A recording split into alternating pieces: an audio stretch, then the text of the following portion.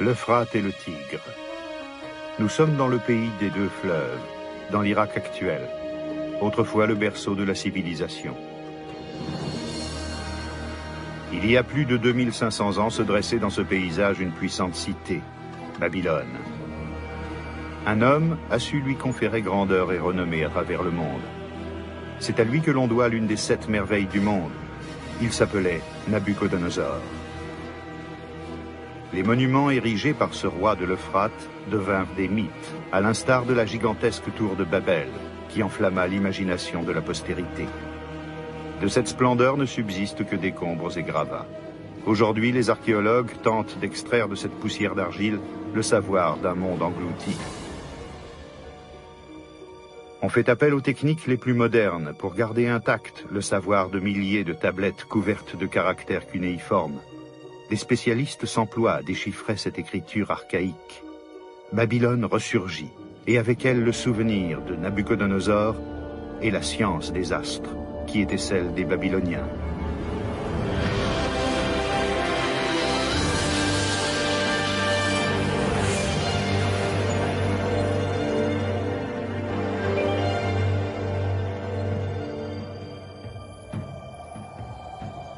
La redécouverte du monde de Nabuchodonosor débute il y a 100 ans au Liban. Le consul de France, Henri Poignon, parcourt alors la région d'El Irmel, à la recherche d'antiquités. Les fonctionnaires coloniaux sont plus que rompus à cet exercice. Le 19e siècle est en effet l'époque des grandes découvertes. Les fouilles ont permis de mettre au jour la ville de Troie. On a déchiffré les hiéroglyphes d'Égypte. Et Henri Poignon va faire, par cette chaude journée d'octobre, une découverte archéologique de taille.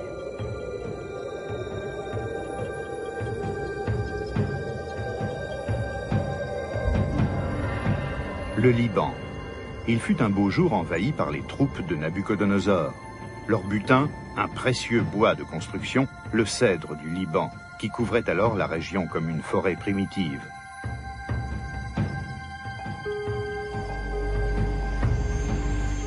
Henri Poignon soupçonne que le gigantesque empire babylonien s'étendait jusqu'au rivage de la Méditerranée. Et il en découvre la preuve.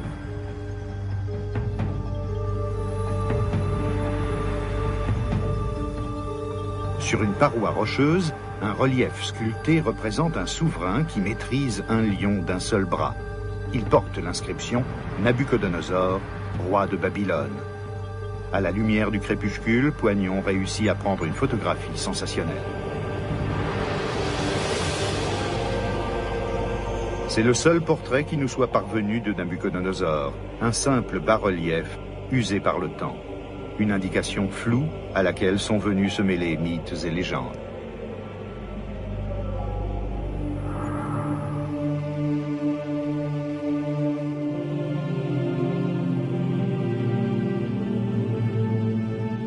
L'empire dirigé par Nabuchodonosor, ce fertile pays des deux fleuves, était un don de l'Euphrate et du Tigre. 2500 ans avant Nabuchodonosor, cette région voit naître des œuvres d'art reflétant un haut niveau de culture et qui nous offrent une image étrange des hommes de ce monde.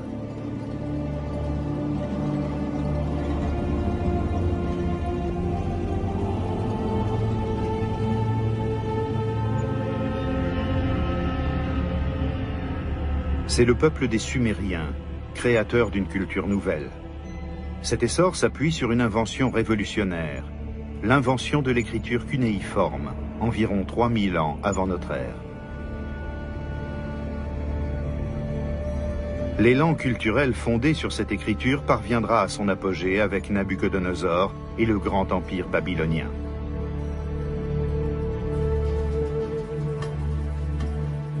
Partant de la ville ancienne d'Uruk, le nouveau savoir se répand sur tout le pays des deux fleuves, jusqu'au nord. Il s'étend aussi vers l'ouest, vers la Méditerranée et sur le domaine culturel palestinien. L'empire de Nabuchodonosor s'étend jusqu'à Jérusalem et jusqu'à l'Égypte, à l'époque presque le monde entier.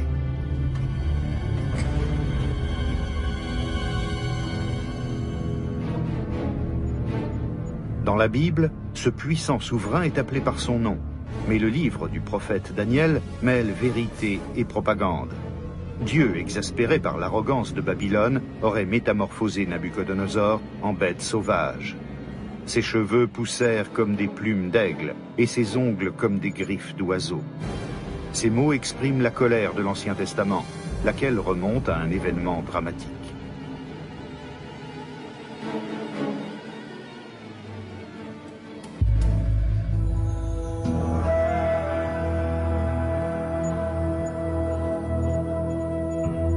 Jérusalem, la ville sainte de David et de tous les Juifs. Elle n'est pas encore la vaste métropole que l'on connaît. Protégée par sa muraille, elle ne rassemble autour du temple que quelques milliers de Judéens. Nabuchodonosor détruit ses remparts et fait raser la ville sainte.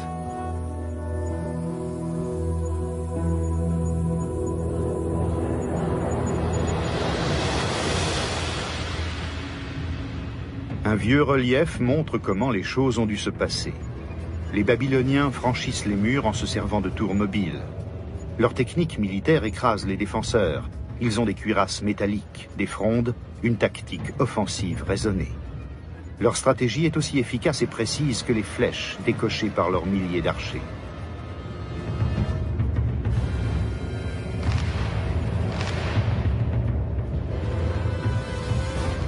Impitoyable, Nabuchodonosor fait régner la terreur. Les assiégés sont massacrés par milliers, les survivants emmenés en captivité à Babylone. C'est ce que les Juifs appellent la terrible catastrophe, la colère de Dieu. Et l'exil des prisonniers déportés par les Babyloniens est le grand traumatisme biblique qui fait de Babylone, Babel, la pécheresse.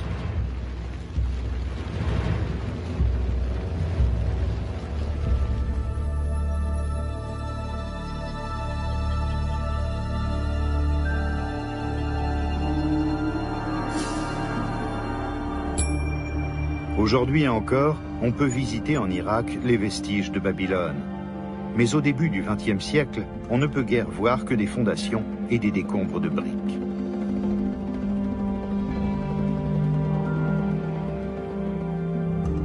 Les bâtiments actuels sont des reconstitutions, édifiés il y a 20 ans seulement.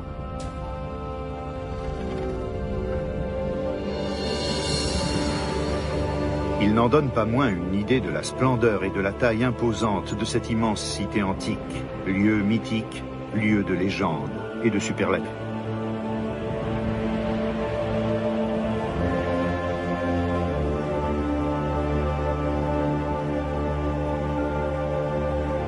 Ces remparts massifs en briques estampées sont l'un des plus beaux témoignages du règne de Nabuchodonosor.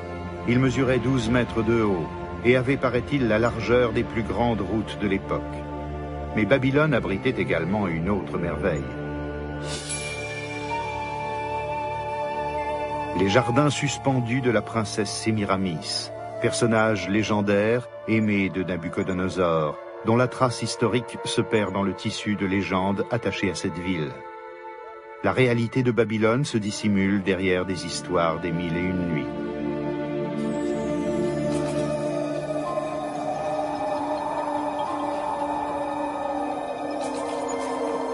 Même un Grec comme Hérodote, qui aurait visité Babylone 100 ans seulement après la mort de Nabuchodonosor, est incapable de faire la différence entre fiction et vérité. Il écrit que la capitale des Babyloniens est à elle seule une véritable merveille. Hérodote est ébahi par les dimensions légendaires de la tour de Babel, mais ignore tout de la fonction qu'elle pouvait avoir. Il ne peut que l'imaginer.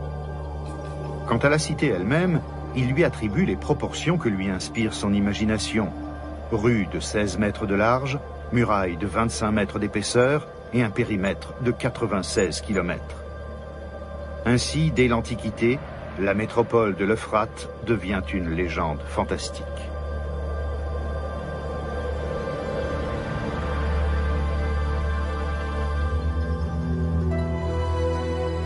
L'Allemand Robert Koldewey est le premier, au début du XXe siècle, à se mettre en quête de la vérité.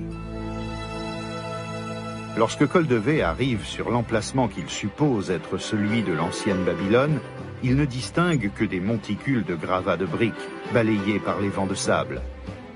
Mais Koldewey est certain que la Babel légendaire est bel et bien enfouie en cet endroit.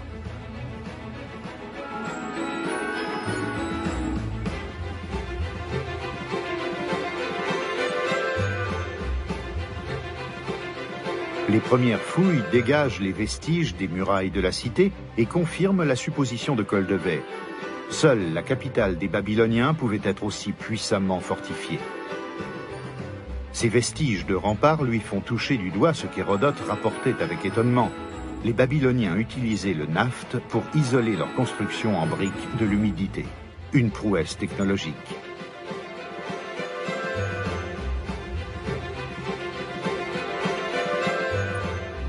Dès lors, Koldewey n'a plus qu'une idée, exhumer entièrement la Babylone légendaire. Il fouille pendant 18 ans presque sans interruption, même pendant la Première Guerre mondiale. Les briques dégagées du sable du désert ne tardent pas à prouver que Koldewey était aussi réaliste que visionnaire. Sur une des briques, une estampille cunéiforme dit « Ce que n'avait fait aucun roi avant moi, je l'ai fait. Nabuchodonosor ». Babylone ressuscitée, c'est le titre que Koldewey donnera à son grand ouvrage.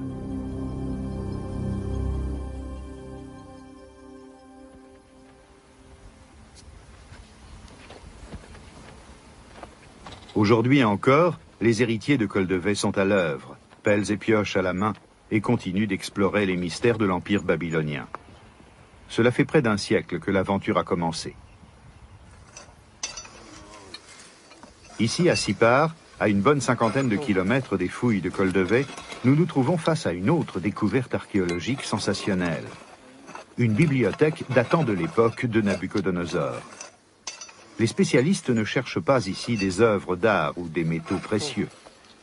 C'est un trésor encore plus grand dont il s'agit.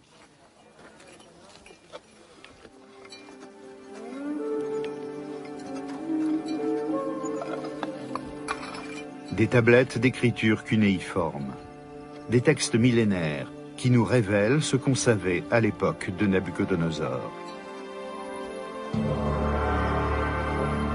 Près de 300 tablettes ont ainsi été inventoriées par les archéologues. Autant de textes précieux parlant de rites et de coutumes, de mythes et de politique. La bibliothèque de Sippar est littéralement un puits de science.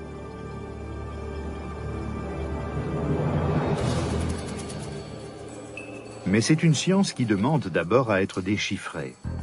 Or, la traduction des textes est une course contre la montre. Au musée de Bagdad, les spécialistes de l'écriture cunéiforme, comme le professeur Sommerfeld, disposent de très peu de temps pour agir avant la dégradation de ces documents. Les tablettes ont beau être plus résistantes que du papier, les variations de température et d'humidité délitent souvent l'argile dans des délais assez brefs. Le savoir babylonien tombe alors en poussière.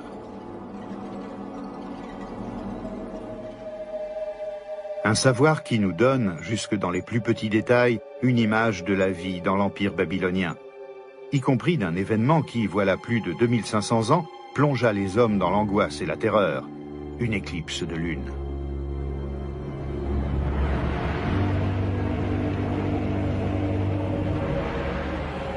Au moment où la lune a disparu, les prêtres ont allumé des feux partout dans la ville.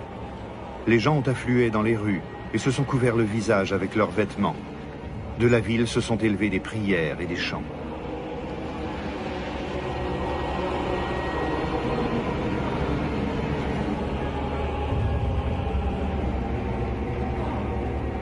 Les soldats du roi ont plongé leurs mains dans l'argile sombre et s'en sont enduits entièrement le visage. C'était le seul moyen d'apaiser la lune, dans laquelle les Babyloniens voyaient une divinité nommée Sin. Le seul moyen de l'inciter à se montrer de nouveau aux hommes.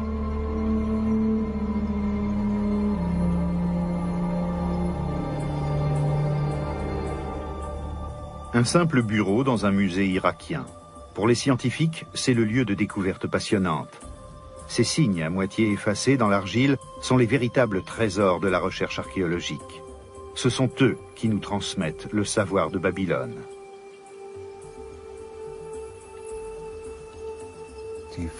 Les peuples sumériens, babyloniens, assyriens avaient la passion de l'écriture. Ils ont ainsi conservé tout ce qu'il était possible de noter par écrit. Les lettres, les documents de la vie quotidienne, mais aussi tout le savoir de l'époque. La littérature, les mythes, l'astrologie, tout ce que nous savons nous est transmis par ces tablettes d'argile. Et nous en avons trouvé jusqu'ici environ 1 million. Au Proche-Orient, nous estimons que le sol de l'Irak en recèle encore quelques 100 millions. Et nous avons déchiffré à peine 25% des textes que nous possédons déjà. Des millions de tablettes, des millions de textes. Une aubaine pour la recherche. Il ne faut pas s'étonner que les savants appliquent à l'héritage de Nabuchodonosor les technologies de pointe les plus modernes.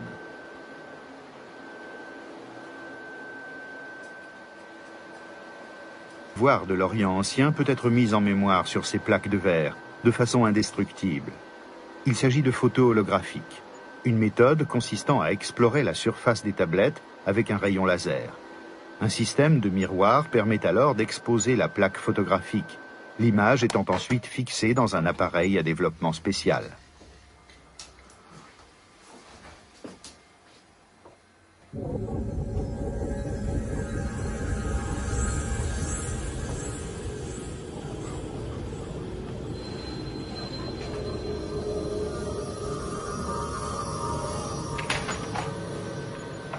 Ce miracle de la technique de physique de l'université de Münster. Sur la plaque, la tablette d'argile apparaît en 3 dimensions, ce qui permet aux savants d'en appréhender tout le relief. La traduction s'en trouve facilitée.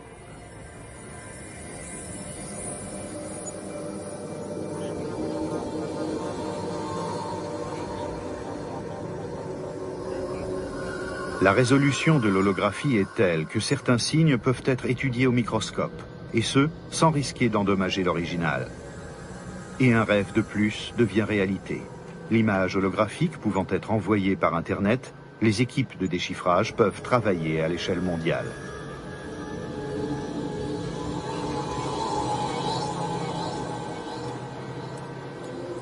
Ces tablettes, couvertes de caractères cunéiformes, racontent de très anciennes histoires. La sagesse babylonienne se retrouve aujourd'hui sur des écrans d'ordinateur.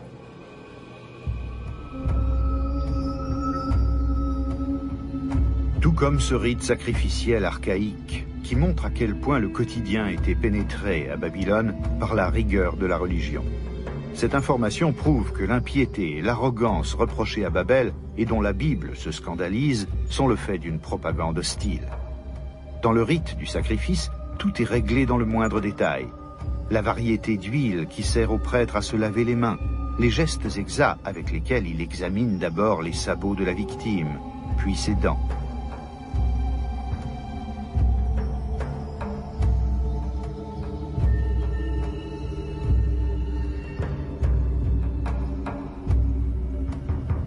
Le grand prêtre doit passer à son cou, au lever de la lune, un collier fait d'un fil de laine rouge et de perles multicolores.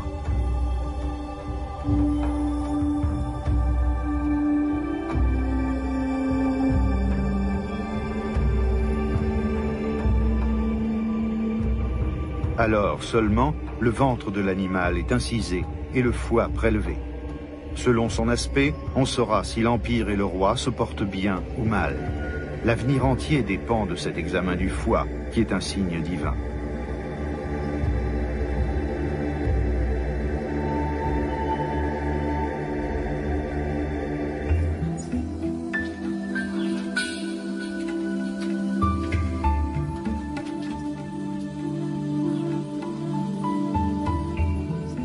Quelles connaissances les Babyloniens puisaient-ils dans leur religion? C'est ce que tente de découvrir Martha Hausberger, médecin à Munich. Elle fait partie des rares spécialistes capables de déchiffrer ces documents cunéiformes. Ce qui est stupéfiant, c'est le nombre de passages qui manifestent aux yeux de la spécialiste un réel savoir médical, mais également des règles pratiques pour les cas d'urgence, comme par exemple en cas de défaillance circulatoire. Quand quelqu'un a un malaise, place sa tête en bas et ses pieds en haut, tape-lui sur les joues et répète sans cesse « ça va aller mieux ». Dans beaucoup de textes, c'est l'assistance psychologique aux malades qui est au premier plan. Elle est fréquemment concrétisée dans les invocations qui servent aux prêtres à agir sur le patient.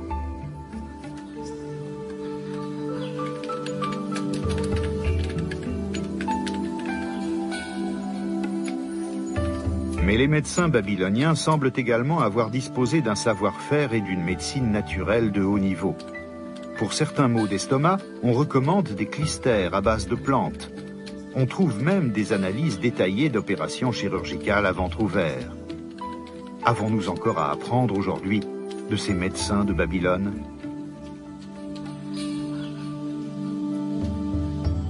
Also ich glaube, dass man damals halt Je crois qu'à l'époque, le patient était mieux considéré. Comme les Babyloniens ne disposaient que de très peu de traitements, ils compensaient en écoutant le malade, en lui donnant le sentiment que quelqu'un était là pour l'aider.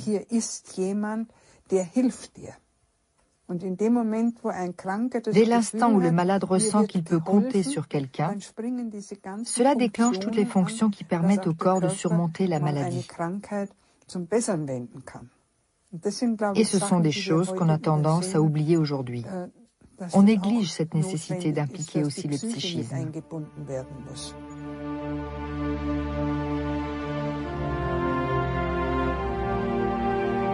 C'est le savoir d'une grande civilisation. Voilà 100 ans, il gisait encore intact sous ce que Koldewey appelait le linceul des sables apporté par le vent. Aujourd'hui encore, les savants soupçonnent que le sol de Babylone recèle des milliers de textes, des trésors qui attendent d'être découverts. La métropole de Nabuchodonosor demeure le mystère qu'elle était pour Koldewey. Sans qu'on le veuille, écrit Koldewey, ces champs de ruines rappellent la malédiction du prophète de la Bible. Et Babel ne sera jamais plus habitée, et personne n'y demeurera plus. La malédiction biblique s'est-elle réellement accomplie? Babylone restera-t-elle une éternelle énigme? Koldewey pouvait-il soupçonner qu'il faudrait à peine un siècle pour développer des méthodes entièrement nouvelles, capables d'élucider le mystère de Babylone? Des navettes spatiales, par exemple. Ce Soyouz russe emporte dans l'espace un satellite de reconnaissance. À l'époque de la guerre froide, cette technique servait à observer et à photographier le territoire ennemi.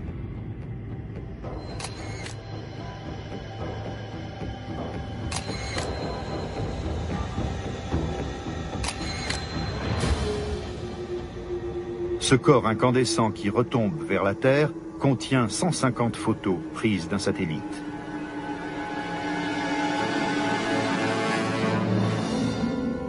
Dont une du territoire irakien, par 32 degrés de latitude et 44 de longitude.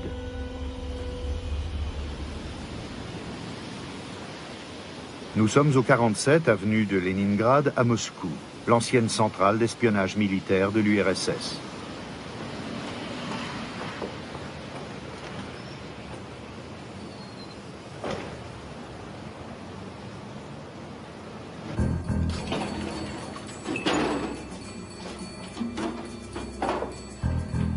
Ces photos ont aujourd'hui une valeur inégalable pour la prospection archéologique. Les vues aériennes fournissent souvent aux spécialistes de précieuses indications. Les contours d'anciens bâtiments sont révélés par les variations de couleurs et de végétation sur les photos aériennes. C'est aussi le cas de cette petite tache qui apparaît nettement sur cette photo prise à 270 km du sol. C'est l'ancienne Babylone, visible pour la première fois sur une photo satellite.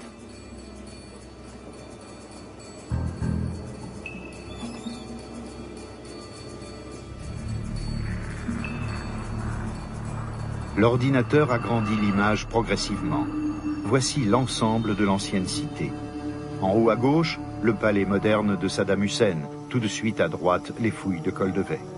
La photo aérienne montre bien que l'archéologie n'a étudié jusqu'ici qu'une petite fraction de l'ancienne superficie de la ville.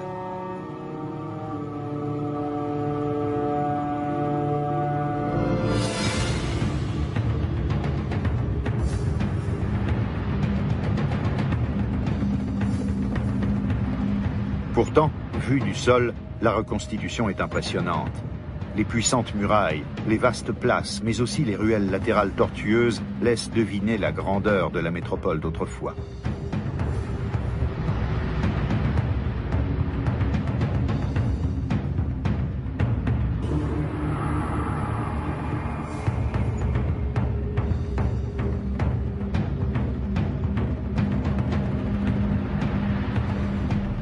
Des centaines de ruelles sinueuses, des dizaines de grandes places, et ce n'est pourtant qu'une petite partie de la Babylone antique. En réalité, à l'époque de Nabuchodonosor, elle avait les dimensions qui apparaissent sur cette photo aérienne. Elle était 60 fois plus grande que la reconstitution actuelle.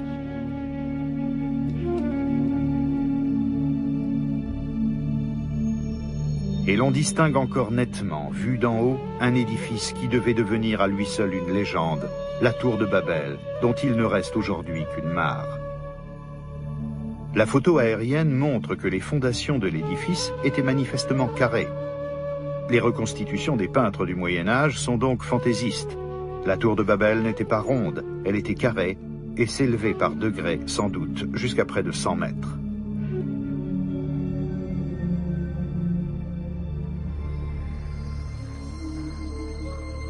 La construction massive qui se dressait là a stimulé les imaginations à toutes les époques. Plus encore que la ville de Babylone, la tour de Babel devient le symbole d'un orgueil effréné qui court à sa perte.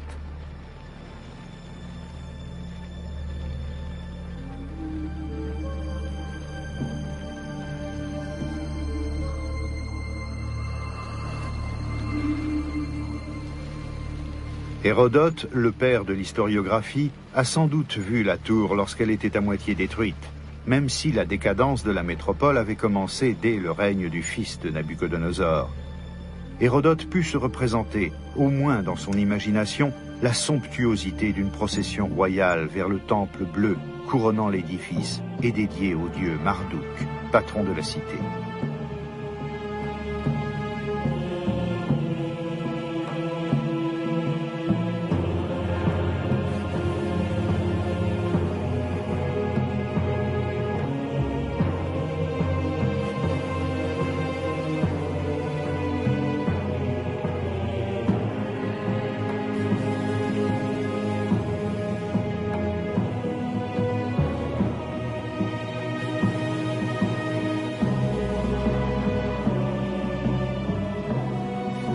Ce cheminement vers le Dieu était une montée vers le ciel, vers les astres.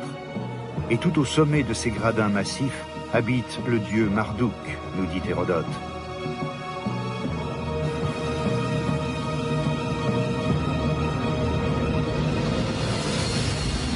Sur un lit d'or, dit-il encore, repose une vierge de Babylone, l'épouse du dieu, et de temps à autre paraît aussi le dieu lui-même, Marduk, le souverain divin, le grand dieu de Babylone, le dieu qui sait tout et voit tout.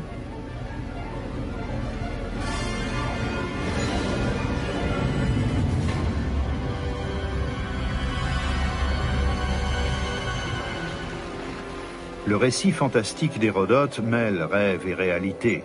Il ne peut raconter lui aussi que ce qu'on murmure à son époque dans les rues délabrées de Babylone.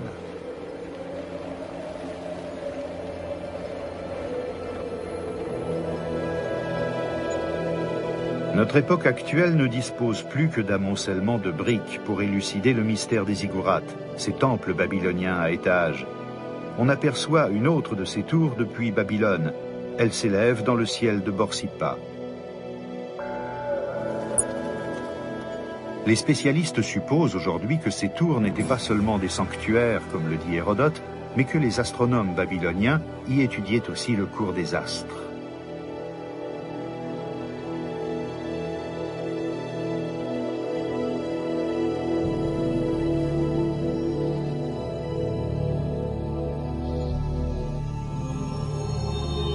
Mais ce que Nabuchodonosor et ses astronomes recherchaient dans les étoiles, ce n'étaient pas des faits scientifiques. Pour eux, les corps célestes étaient des dieux, et le déroulement de l'ensemble des phénomènes cosmiques devait se refléter dans toute réalité terrestre.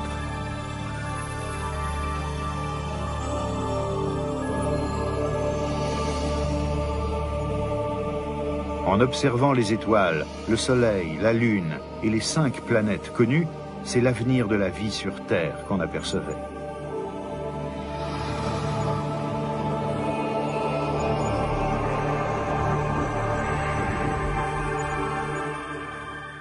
Le Deutsches Museum à Munich.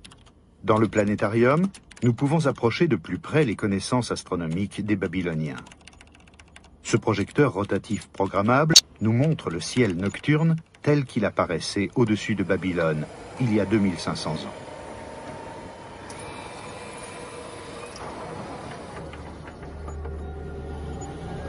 Le voyage dans le temps commence, et au firmament artificiel du planétarium s'allument des milliers d'étoiles, telles que les a vues jadis Nabuchodonosor. Des siècles durant, soir après soir, les Babyloniens ont cherché dans le ciel des signes, des aspects remarquables, des corrélations. Certaines étoiles constituaient des familles, comme ces Gémeaux qui gardent la porte du ciel.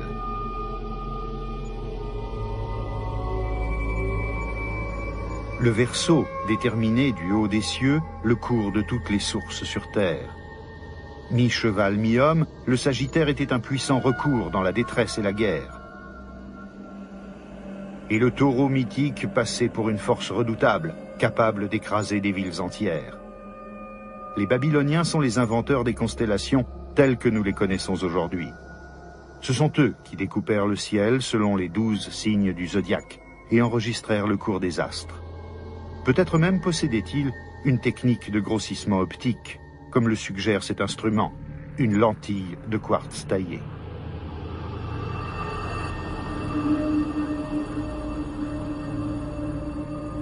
Ce qui est certain, c'est que les Babyloniens développèrent de vastes connaissances en mathématiques. Des tablettes de géométrie prouvent que l'on connaissait déjà du temps de Nabuchodonosor ce que nous appelons le théorème de Pythagore. Les astronomes de Babylone ont abondamment enrichi le savoir du monde antique, écrivait Koldewey avec enthousiasme. Et il est évident que le toit du grand temple était pour eux un observatoire idéal. Cette évidence n'est toujours pas prouvée. Beaucoup de choses restent à l'état de spéculation. Le mythe de Babylone se nourrit de nombreux mystères, comme cet étrange lion de basalte qui se dresse depuis des millénaires dans le désert près de Babylone. Koldewey rapporte que les habitants de la région qualifient cette statue de djinn, de mauvais esprit. Qui est l'auteur de cette œuvre singulière? De quand date-t-elle? Dans quel but l'a-t-on érigée? Autant d'énigmes qui restent sans réponse. Une autre œuvre célèbre pose également des questions insolubles, la porte bleue consacrée à la déesse Ishtar. Dans les télégrammes qu'il envoie à Berlin, Koldewey vante la beauté unique de ces briques. Dans la lointaine Allemagne, on s'enthousiasme pour cet exotisme oriental. Les briques bleues sont expédiées à Berlin par caisses entières, puis nettoyées et triées. La reconstitution de la porte d'Ishtar commence au musée de Berlin.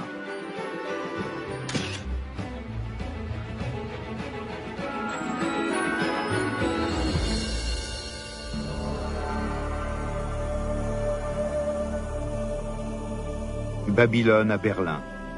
La porte monumentale de Nabuchodonosor, âgée de 2 millénaires et demi, a parcouru 5000 kilomètres. Et avec elle les animaux si typiques du style babylonien.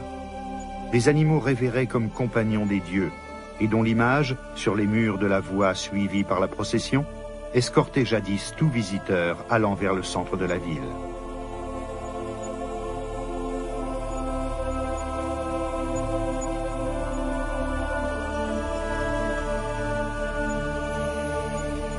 Quel effet devait produire la fraîcheur de ce bleu sur le voyageur pénétrant dans la cité des merveilles au sortir du désert brûlant?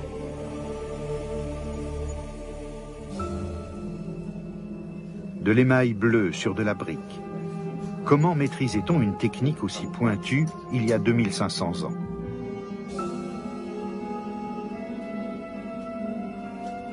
Le chimiste Stefan Fitz a soumis des fragments de briques babyloniennes à l'analyse spectrale, et il en connaît le secret. En collaboration avec Andreas Fritsche, spécialiste en céramique, il peut faire la démonstration de ce procédé technique complexe. Ce qui compte surtout, c'est la stricte application de la recette lors de la première phase, où l'on fait fondre ensemble du sable et de la soude issue de cendres végétales pour obtenir la frite, base de l'émail. Le four est aujourd'hui piloté par ordinateur. Comment faisaient les Babyloniens pour obtenir précisément 950 degrés? Cela reste un mystère. Voici de la frite, sorte de verre brut qui sera ensuite broyé en poudre fine.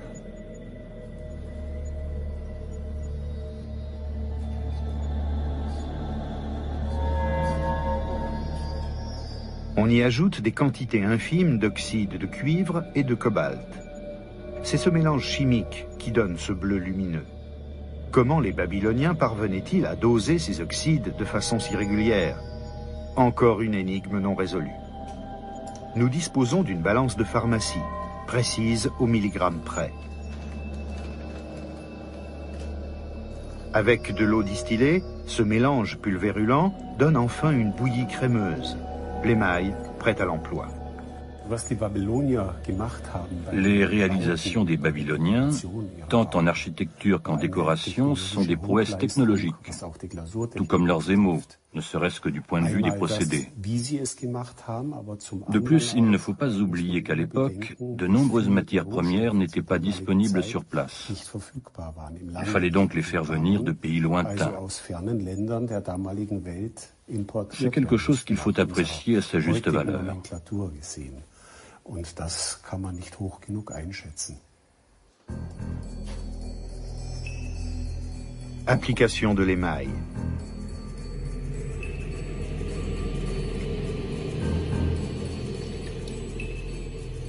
La pièce est ensuite remise au four pendant 12 heures à une température constante de plus de 1000 degrés.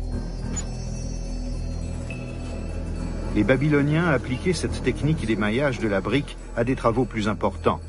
La porte d'Ishtar est habillée de plus de 20 000 écailles de ce genre, qui lui font une robe d'un bleu lumineux, image du ciel.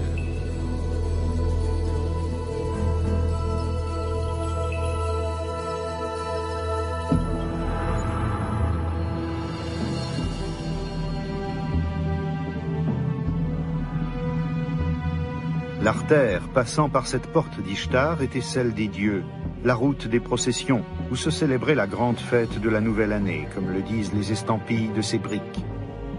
Pour les dieux Marduk et Nabu, j'ai conforté l'intérieur de la ville avec de l'asphalte et des briques cuites, que j'ai recouvertes d'une forte couche de poussière brillante. Puissiez-vous, ô Dieu, parcourir allègrement ces rues. Voilà ce que Nabuchodonosor fait imprimer sur ces briques, à des milliers d'exemplaires.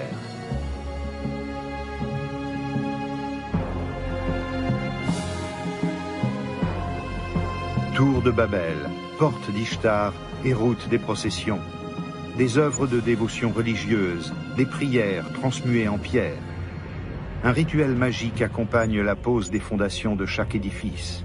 Les aliments comme l'huile, le lait, la bière, les dattes prennent une dimension culturelle quand le roi et les prêtres préparent le sol sous le regard des dieux.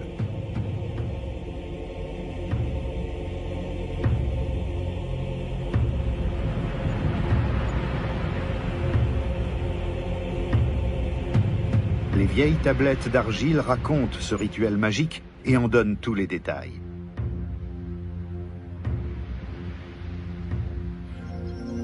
De la crème, du miel et de la bière sont versés sur la première brique des fondations, en guise d'offrande aux dieux. Les statuettes en terre cuite, messagères des dieux, sont posées sur ce socle sacré. Chacune d'elles tient à la main un bâton de fer, symbole de la puissance divine.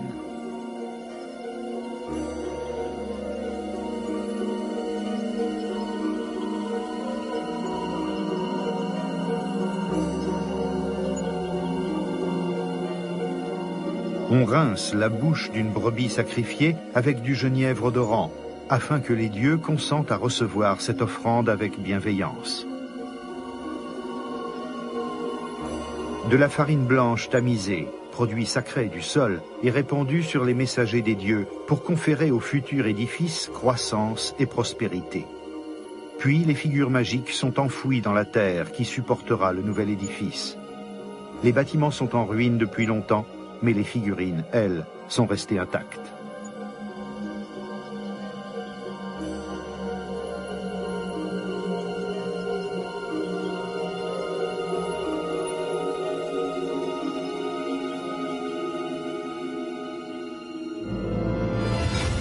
Hérodote aussi fait état de rituels, mais il est un touriste grec et il ne les comprend sans doute plus. À son époque, la civilisation magique de Babylone est depuis longtemps déjà tombée en décadence.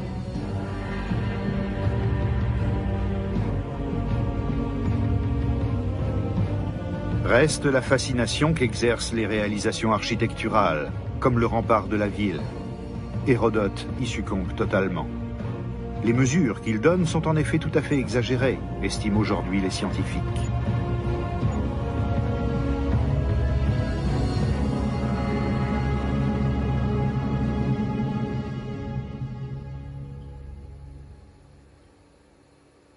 La recherche archéologique emprunte des voies nouvelles.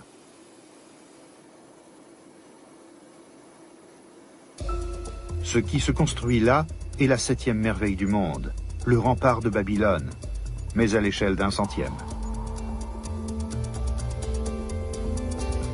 Le laser permet de découper ces milliers de créneaux, mais aussi de profiler minutieusement les murailles de briques jointives. Jamais Babylone n'a profité de techniques aussi modernes pour ressusciter.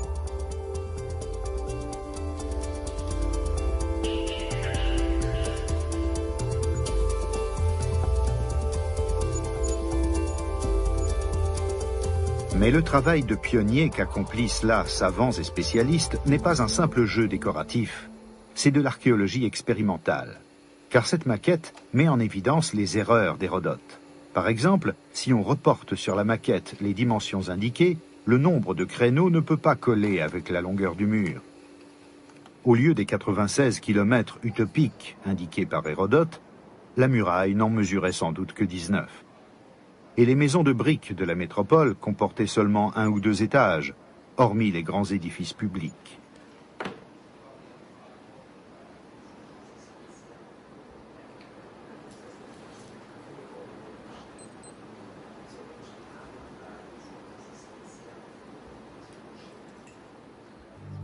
L'exploitation de la maquette montre que dans le plan de base de la ville, les rues avaient un découpage assez rectiligne, comme c'est le cas aujourd'hui dans les métropoles américaines.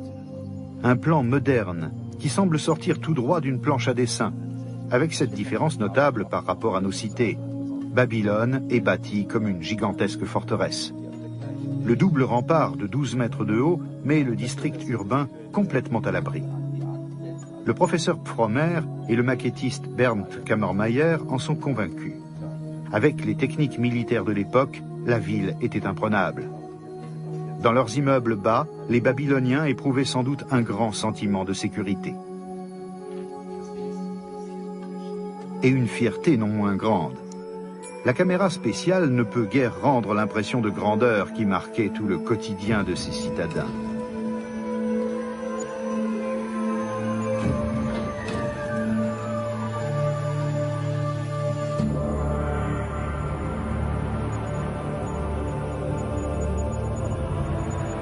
Il n'existait rien de comparable à l'époque.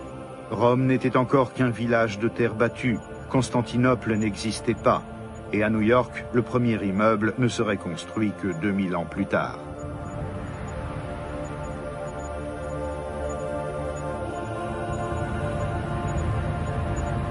Ce que j'ai fait, nul ne l'a fait avant moi. C'est en ces termes que Nabuchodonosor évoque sa propre gloire. Hérodote a visité une ville en plein déclin. Il a foulé avec étonnement la grande artère des processions, revêtue d'asphalte et de dalles de pierre.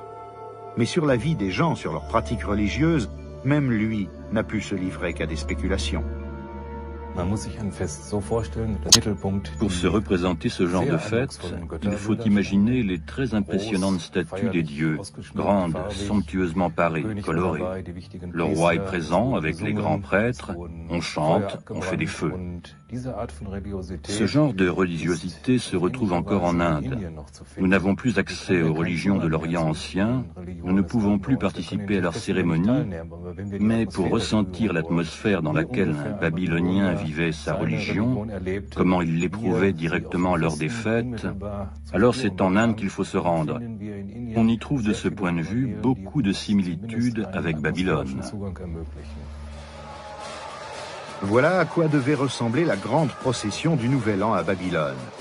La fête religieuse célébrée chaque année à Puri, dans l'est de l'Inde, présente des parallèles frappants avec la grande fête annuelle de Nabuchodonosor. Une antique tradition religieuse qui est peut-être venue de Babylone en Inde, ou l'inverse, personne ne le sait. La comparaison avec les récits inscrits sur les tablettes d'argile est édifiante. Comme lors de la fête du Nouvel An babylonien, à Puri, on sort du temple les statues archaïques des dieux, somptueusement vêtues et installées sur des chars. Le roi de Puri, comme une réapparition de Nabuchodonosor, fait son entrée triomphale. Il doit, lors de cette fête, respecter scrupuleusement des règles magiques, des règles divines. Comme le faisait jadis Nabuchodonosor, il doit procéder à la purification rituelle du char des dieux. Ce rite légitime sa royauté. Il renoue l'alliance entre le roi, la divinité et le peuple.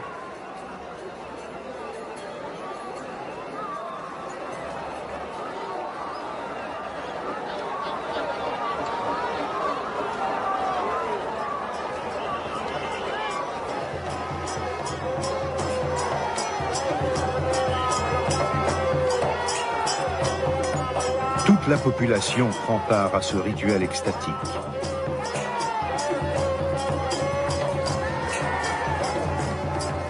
Tout le monde tire sur les gros câbles qui font avancer le char des dieux à travers la ville. La religion, ici, n'a rien d'abstrait. Elle est vécue physiquement, dans l'effort, l'extase, la jubilation collective.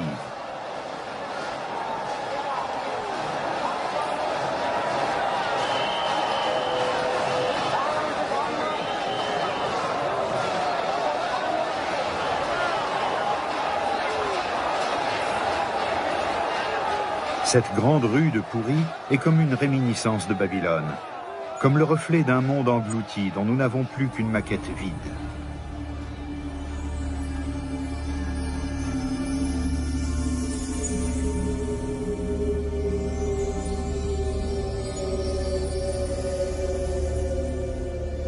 Koldevai lui-même, l'homme qui arracha Babylone à l'oubli, n'eut pendant 18 ans entre les mains que des débris de briques.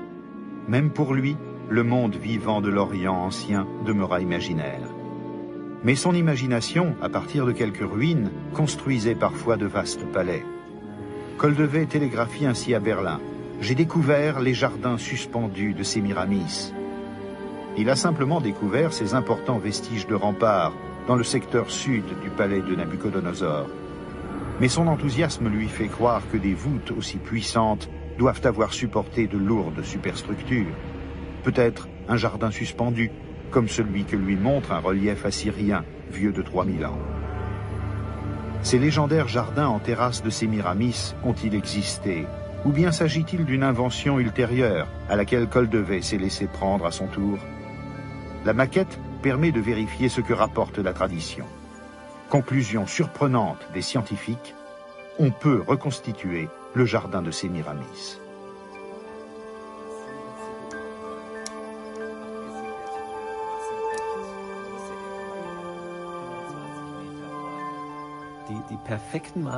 Les mesures parfaites et le plan cohérent montrent que cette construction a réellement existé. Nous n'avons pas les proportions étonnantes ni naturellement les problèmes spécifiques que posait l'étanchéité dans l'Antiquité. C'était un problème énorme.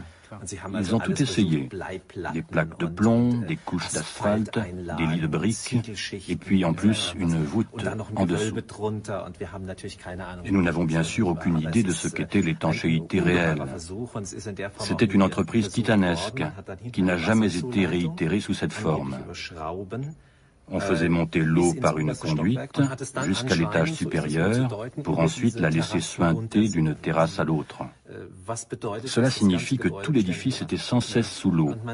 Et on voit à ces murailles énormes et à leur renforcement qu'ils étaient conscients du problème. D'autant qu'ils croyaient que les racines des arbres descendraient jusqu'en bas, ce qui est évidemment absurde. Des racines de 25 mètres. Mais c'est ce qu'ils imaginaient. C'était sûrement rempli de terre. Cela veut dire que l'eau filtrait. Assurer la stabilité d'une telle construction est déjà un prodige en soi. Le jardin en gradin de Sémiramis n'est donc pas, techniquement parlant, une légende. C'est vraisemblablement une réalité. Aujourd'hui encore, on trouve en Irak des norias qui auraient pu alimenter avec l'eau de l'Euphrate un jardin de ce genre.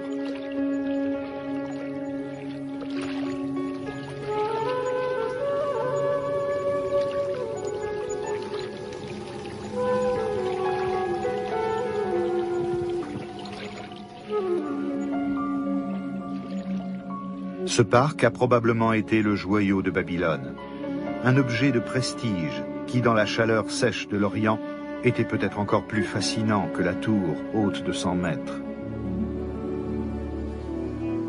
Reste que la princesse Sémiramis, prétendument aimée de Nabuchodonosor, n'a pas de réalité historique. C'est une légende, un beau mythe, une belle histoire d'amour rajoutée par les poètes, le vieux rêve du paradis sur terre.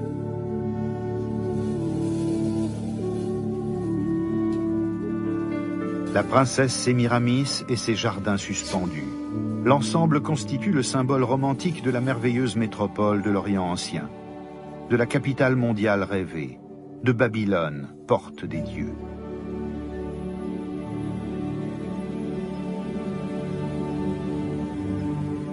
Mais le rêve s'est brisé d'un coup. La plus terrible tragédie de cette ville est peut-être que ses prodigieuses murailles n'eurent à résister à aucun ennemi réel. Sa puissance fut minée de l'intérieur. Le successeur de Nabuchodonosor, Nabonide, fut rejeté par ses propres prêtres. Et Babylone se trouva soudain reléguée au rang de note marginale dans une histoire du monde qui déjà s'écrivait en d'autres lieux. La Bible eut finalement le dernier mot, avec sa prophétie terrible.